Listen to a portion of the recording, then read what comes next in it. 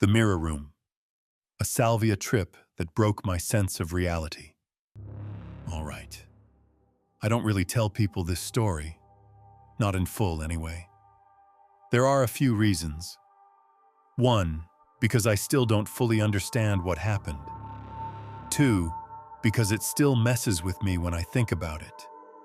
And three, because it makes me sound like I completely lost my mind. But I'm telling it now because, well, if someone had told me this before I smoked salvia, I might have thought twice. So this happened in 2018. I was in college, senior year, 23 years old. I was the type of guy who double majored, showed up early to class, and stayed late to help friends debug code. Super logical, kind of introverted, not really the reckless type. But I had this curiosity about consciousness. Not because I wanted to get high.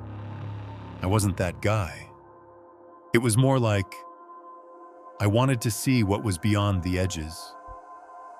I'd tried weed a few times and had one mushroom trip, which was mellow and beautiful. So when a friend mentioned salvia and said, "It's wild but only lasts 5 minutes," that number stuck in my head. 5 minutes. I've waited longer for a pizza. I figured even if it's weird, it'll be over before it gets too intense. I had no idea what I was stepping into.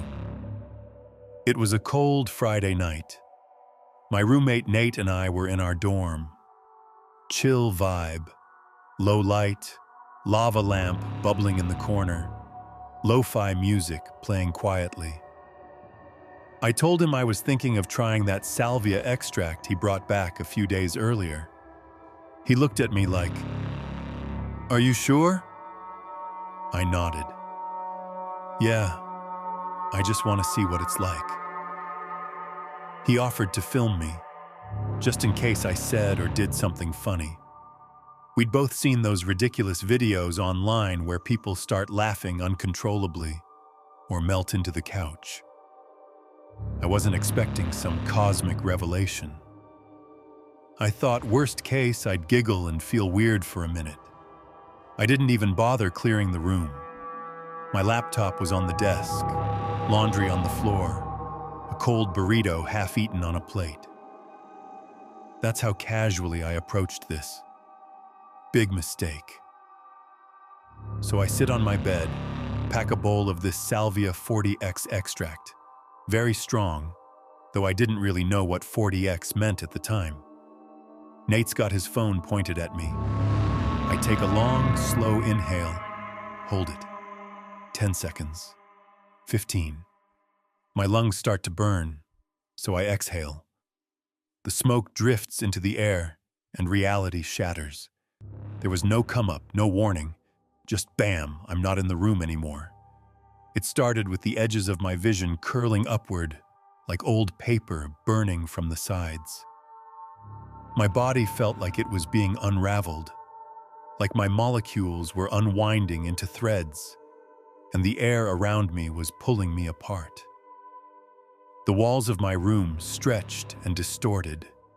The lava lamp light turned into some kind of glowing organism, floating mid-air, pulsing like it was alive. The music slowed down into a demonic, echoey droning that made my skin crawl. And then I looked down at my hands, and I screamed. They weren't hands. They were pages. Literal pages, like from a book.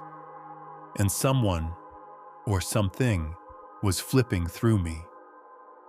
Each flip came with a violent rush of memory and emotion. I'd see my mom's face, then a childhood park, then a flash of me coding in my dorm. But all at once, jumbled, like 1,000 memories trying to play on one screen. And then, the mirror. There was a full-length mirror across the room, leaning against the wall, and suddenly, it rippled, like water. Like it wasn't reflecting anymore. It was showing something else. I tried to look away, but my eyes wouldn't move. Inside the mirror, I saw myself, but not really. This version of me was wrong. The way it stood, the way it smiled, it wasn't right. The eyes were too wide. The skin looked stretched, and the smile, it was so fake, like a ventriloquist's dummy pretending to be human. Then the mirror multiplied.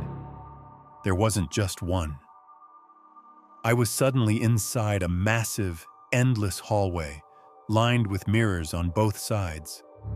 Each mirror had a different version of me. Older me, child me with a broken nose I never had, me with no face, me in a hospital gown, me grinning like a maniac, me mouthing something silently, over and over, and every single one of them was looking at me. I tried to turn, couldn't. Tried to scream. No voice. I didn't even feel like I had a body anymore. Just awareness. Like I was trapped in a camera that someone else was holding. And that's when they started stepping out. The mirrors became doors. The reflections, those versions of me, walked into the hallway, slowly, deliberately, surrounding me, smiling, twitching. One version of me, its face pale, cracked like dry clay, leaned in close. And even though it didn't have a mouth, I heard it speak inside my head. You were never real. You're just one of us.